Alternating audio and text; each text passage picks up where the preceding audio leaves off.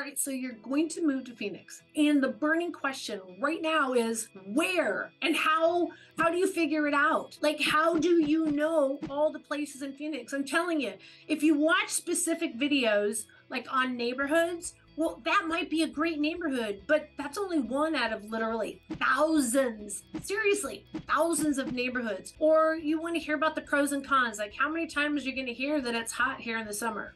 Duh. Like the burning question, what you want to know is where is the right place for you? Well, in this video, I'm going to tell you at least the beginning part on how you figure that out. So don't go anywhere because you're going to learn a lot in this video. Get your pen, paper ready. We're going to give you lots of good insight coming at you right after this.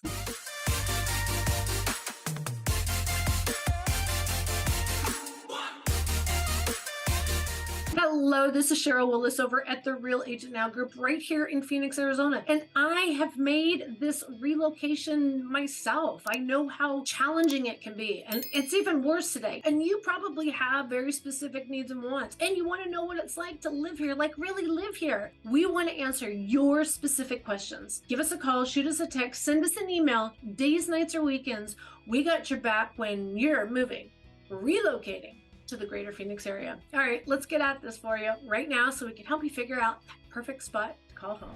I'm so glad you guys are here and I love answering your questions. So let me get right to it. Okay, number one, the very first thing that's going to dictate where you live is going to be your place of income. So this could be a lot of different things, right? If you are relocating and you have a job, let's just say in the Biltmore area, which happens to be kind of central in the greater Phoenix area, you want to use that place of employment as your hub, like as your center point. And then you do a radius of where you would want to commute to work. The normal commuter shed, which is what they call it, here in the greater Phoenix area is 35 minutes or less. Let me tell you, if you're thinking, you look at the map and it's only 10 miles away and it's only going to take you 15, 20 minutes, or you're going on Google and you're checking there, I'm telling you, they're only giving you the time that it takes if there's zero traffic. So although I have to say I'm super happy living here as opposed to where I came from in Northern California in the San Francisco Bay Area, the traffic is so much easier here. I have a heart attack when I go back there. It's still traffic. We are the 5th largest city. And here's the thing. One of the youngest cities, top 10 list. And so we haven't gone vertical. We've gone suburb after suburb after suburb. So a lot of people, when they look at the map, they don't realize how big Phoenix is. The two biggest comments I get is number one, I had no idea Phoenix was this big. And number two, I had no idea there was really green here. Like not everything is brown. Like there are trees, there are grass, there's even lakes. Like people are shocked. We don't have tumbleweed that's just rolling through the town. We are a real city. Our freeway systems are mucho bueno compared to any of the larger cities. Like we're better than Houston, we're better than Chicago. Oh my God, there's construction all the time in Chicago. Way better than LA, way better than New York City. But you know what? We still have traffic. And so for the most part, you don't want to rely on only one freeway to work. For instance, again, if let's say you work in the Biltmore area, Anthem, as beautiful as it is, there's only one way in and one way out. And if you have a flight to catch in the morning and you're up in Anthem and 17 is closed, you're not making that flight. So you don't want to be heavily reliant on just one way in. If you are in the major grid of the greater Phoenix area, you are going to have multiple freeway choices and you are also going to have surface street access. So everything here in the greater Phoenix area runs north, south, east, west. So if the freeway is closed, there's always an alternative. If you're in the major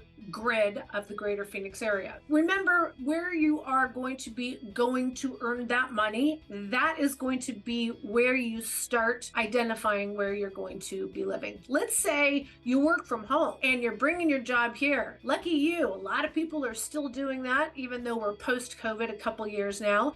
But the spouse or maybe teenage children are going to want to be getting also employment.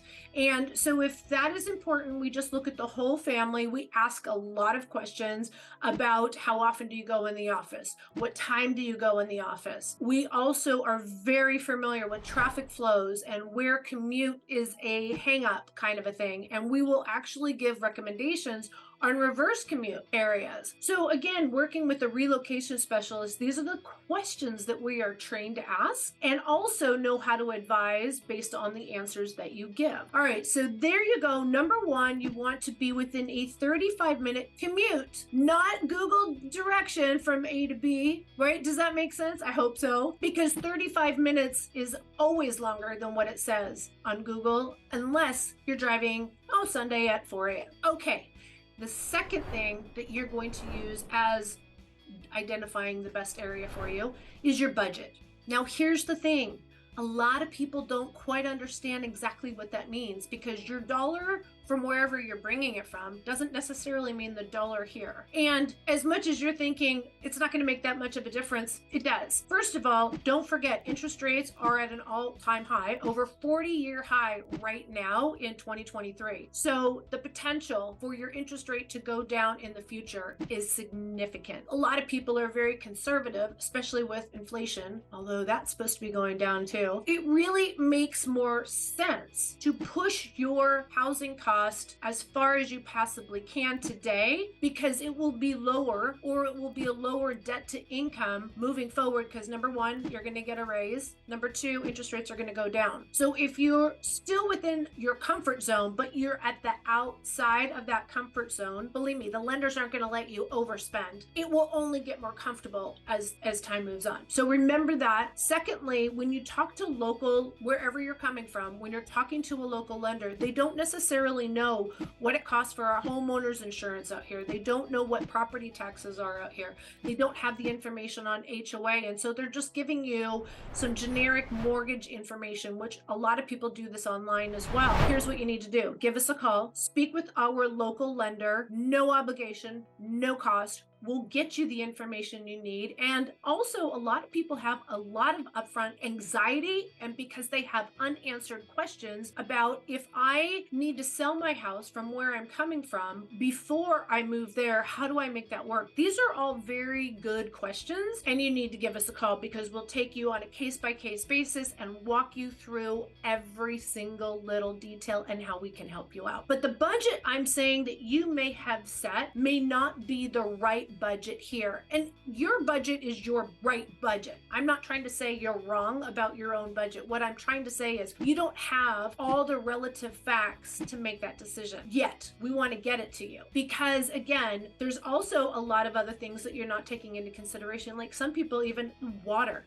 This has come up so many times when they're like, well, I need to leave enough budget in for the utilities. Let's talk a little bit about what that costs. Well, depending on the property, we're going to advise you on what that average might mean. Now, depending on the age of the property, how big the property, a lot of people seem to think that a two-story is significantly more than a single level. Here's the thing. You want to make sure you have the right tonnage of air conditioning per the square footage of your home. As long as you have an energy efficient AC unit, and it's not always trying to race and catch up to cool your heat off, you're not going to be burning excess energy and have higher electricity bills. But here's the thing, the water bill, it blows people away. It is not as expensive as apparently it is in a lot of other states. People are blown away when they hear about, like, where I live, and I have a single family home, not a condo. I have a swimming pool. That only shows that, oh, here it is. Yep, here it is. I live in the city of Chandler. See that? $61. $61.63 with a swimming pool, and I have a front yard grass and a backyard grass and trees and bushes, and I would love to say I'm one of the people that have xeriscape, but I don't have xeriscape just yet. That's with the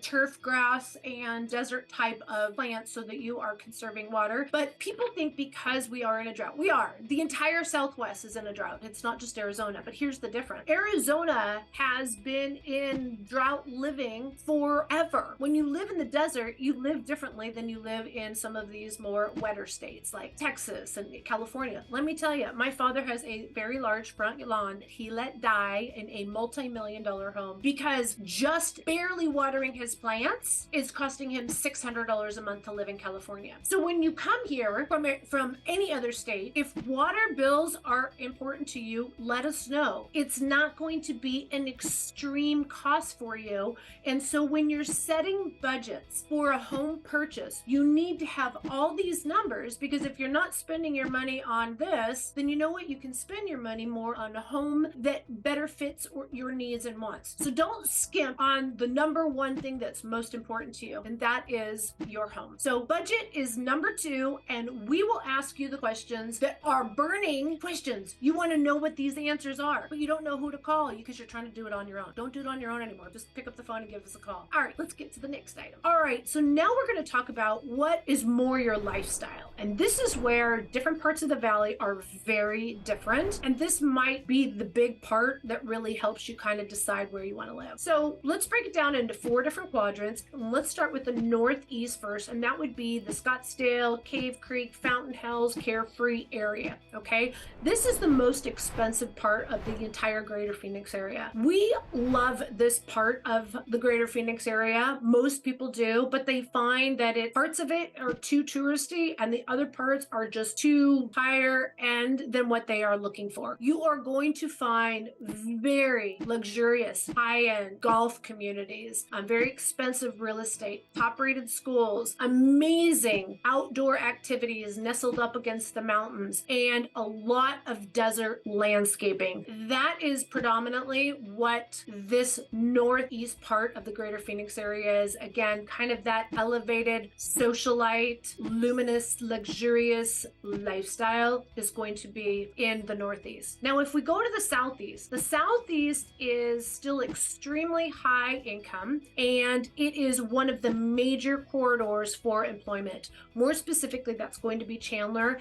And as Chandler now provides over 200,000 jobs, high-paying jobs, as does the city of Tempe, the area of Tempe, not the city exactly. And Mesa is becoming even more so as Gilbert. This is becoming a massive hotspot and has been for the last 20 to 30 years. So we've seen real estate values go up, but not as much as the Northeast. The Southeast is a little bit more affordable, and it's not as desert. The Southeast Valley is still known for a lot of its farming communities. We have a ton of areas that have massive grass areas, big trees, lake communities, and a ton of freeway access, which is another thing that the Northeast doesn't have a whole lot of. There's only one freeway that services the entire part of the valley. So the Southeast Valley is definitely more approachable. If you're looking for massive luxury, like high-end stuff, believe it or not, you're not really going to find what you can find in Scottsdale as what you'll see down in the Chandler, Gilbert, Queen Creek area. You do have a lot of beautiful new construction if you go to the furthest southeast part of that valley. And you can get some beautiful homes for under right at $1 million to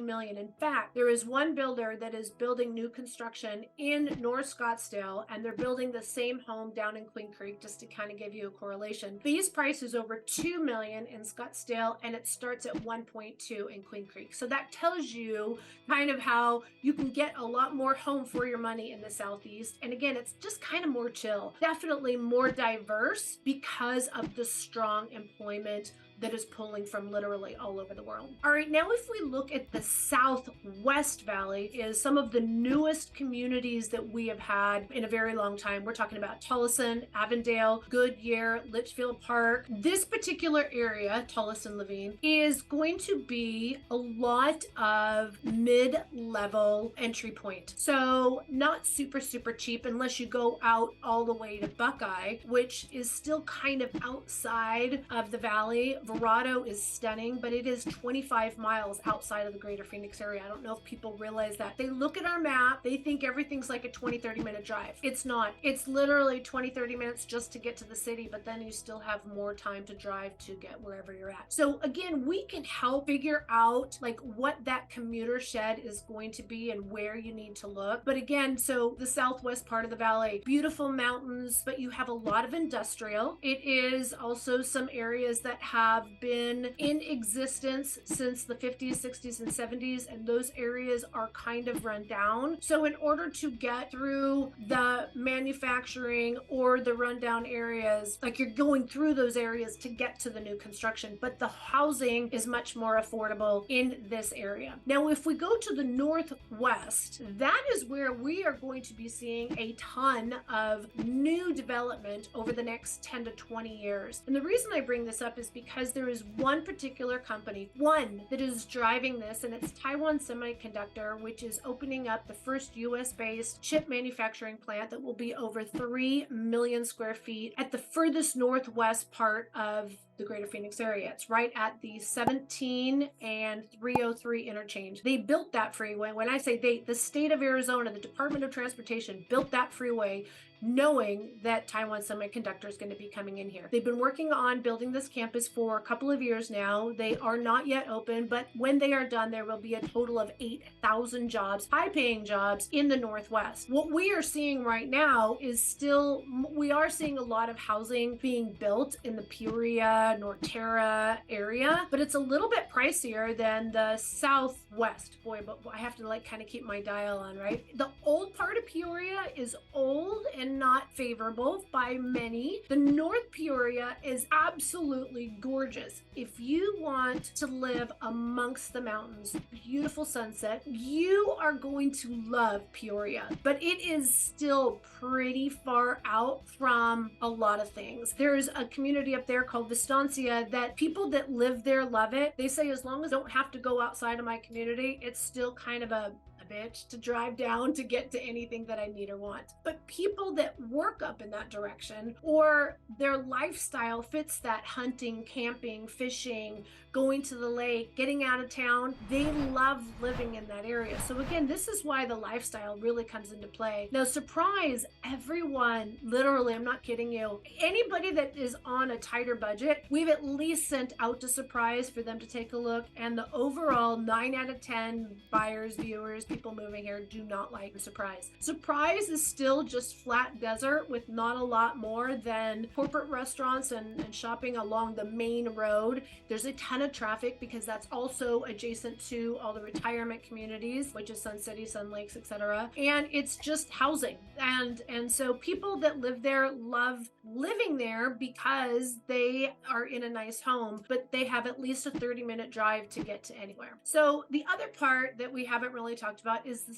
center, the central Phoenix area. Again, this is a very specific type of buyer. I have to tell you, some of the most outstanding, gorgeous real estate is located. It's not really called Central Phoenix, but it's part of Phoenix. It's called Arcadia or Camelback East or Arcadia Light. This is the dream home for many. Price point is up significantly, but at the same time, I have to tell you, as you're getting out of that area, you're going to go through some areas that aren't as desirable. It's kind of the new in the old, and it's kind of around Camelback Mountain. So again, this is why you need to give us a call, because we need to have like a fluid conversation about what floats your boat. What do you like to do? And we'll have that conversation, and based on your likes, dislikes, wants, needs, we will help make a recommendation as far as areas for you to look. All right, guys, hopefully I covered that. And if I didn't, you just need to give me a call. Okay, number 4 is going to be community amenities. Community amenities, understanding what you need and want, are super important, because let me tell you,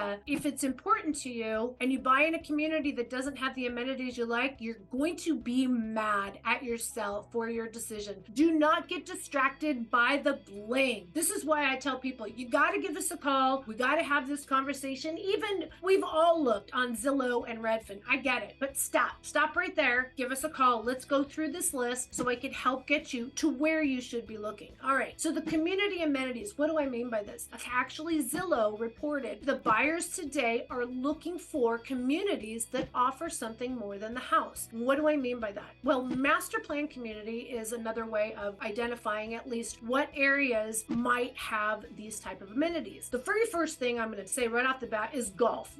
Golf communities are a huge thing, but I'll be honest with you, unless you are at the top bracket dollar, you are going to be spending your time trying to find a low lower entry point to get into a golf course community. These are all highly sought after. If you live in the community, it's not a guarantee that you belong to the clubhouse. The membership fees can be anywhere from, $20,000 membership fee up to $300,000. Some of them have waiting lists. So yes, you live within a community that offers community amenities, but you can't get in because their membership list is full. So that may or may not work for you. If you are thinking of like clubhouse, social events, pool, there you go. There are some amazing options when you are looking at community pools. I mean, people still want to have their private pool, but this is a great way to also meet people, both for your children and also for adults. Now, here is another great thing in these common area amenities that's included in the HOA usually.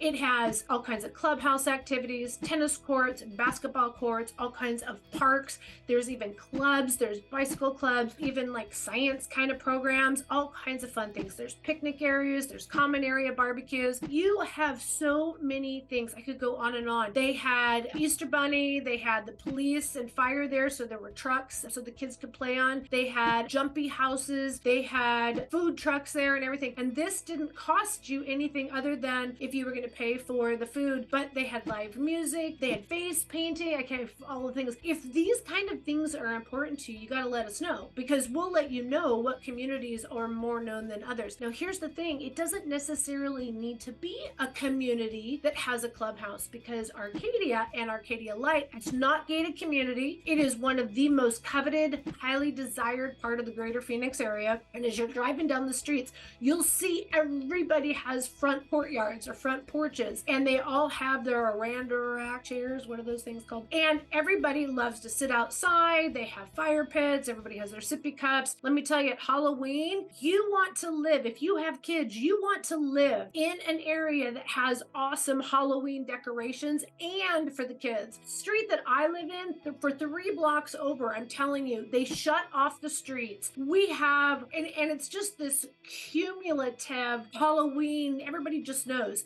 So all the houses are totally over the top. We have haunted houses. We have creatures that are walking down the street. People are hanging out in their front yards. They're having barbecues. People have different songs. They have movies playing. I'm telling you, Halloween in a lot of different communities are amazing. So if these kind of things are important to you, you let us know and we will get you to the right area. Christmas lights, there are certain parts of the valley that it is literally, I want to say it's a requirement. If you buy a house, you have to guarantee that you're going to hang at least 100,000 lights, and I'm totally kidding. But there are parts of the greater Phoenix area that are more known for community involvement. So if these things are important to you, how are you going to find this? By looking just online, one community at a time. You need to call a specialist that knows all about the areas, knows all about these different areas, because this is what I focused on for the last 20 years and helping people relocate, even before YouTube. Can you believe that? All right, let's get to the last and least, and we'll get you in the right area. Let's go. Number 5, coming at you right now. All right, number 5 question that we ask, or you have to identify, is accessibility to everything else in life that you need. Grocery stores. Let me tell you, everybody wants to live by either a Whole Foods, a Sprouts, or Trader Joe's. You could do all this research yourself every single time you find a house you like, or you could just know what areas have more things. Like, for instance, you can see actually from these Whole Foods, Sprouts, Trader Joe's, Costco, and Sam's Club, if you look all of those up, you're going to see more of those, more abundant of those on the east part of the valley than you do on the west part. Probably just because those areas, those stores have a higher demand. And so once corporate sees that this particular store is blowing it completely out of the water, they look at the demographics and they will open more stores. So you're going to see a lot more of retail satisfaction on the east part. And when I say east part, by the way, I use Interstate 17, Highway 17, Black Canyon Highway, whatever they call it, Interstate 17 as the dividing whether it's east or west, just to let you know. On the east part of the valley, you're also going to see a lot more shopping choices. You're going to see indoor malls, outdoor malls, you're going to see boutiques, you're going to see a lot more festivals. Here's the thing though, it's not that it doesn't happen on the west part of the valley.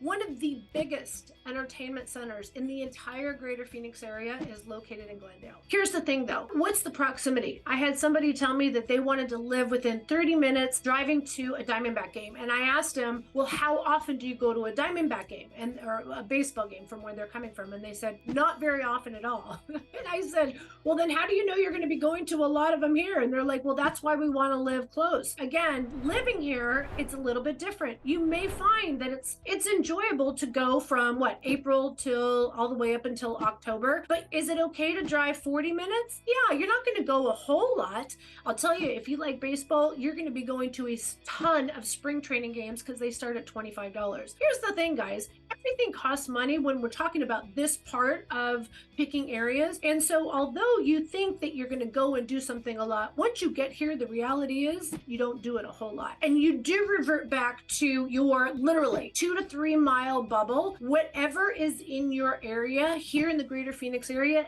that is where most people spend most of their money between gas, groceries, shopping, entertainment, activities, movies, bowling, golf. People here in the greater Phoenix area don't travel 30 minutes to go enjoy things unless it's something really unique. If you're going to go to the zoo, guess what? It's right in the middle of the Phoenix area. So it's kind of central. But the point is that real life amenities are going to be more like shopping, dining, restaurants, pizza, even fast food, car washes. People don't realize this. You're not going to be washing your car in your driveway. I promise you, you won't. You'll feel so guilty about all the water that you're wasting. You're going to go pay $5, $10, or $20 to get your car washed. You can also get monthly passes. So you just go in through the car wash whenever it's convenient, and it's one convenient fee. I'm telling you guys, medical, that's another one. Freeway access. We have no toll bridges. Yay. So give us a call. There is so much to talk about, and there's so many questions I'm dying to answer, but I can't do it on one video, but I can do it on one phone call. So give us a call, shoot us a text, send us an email.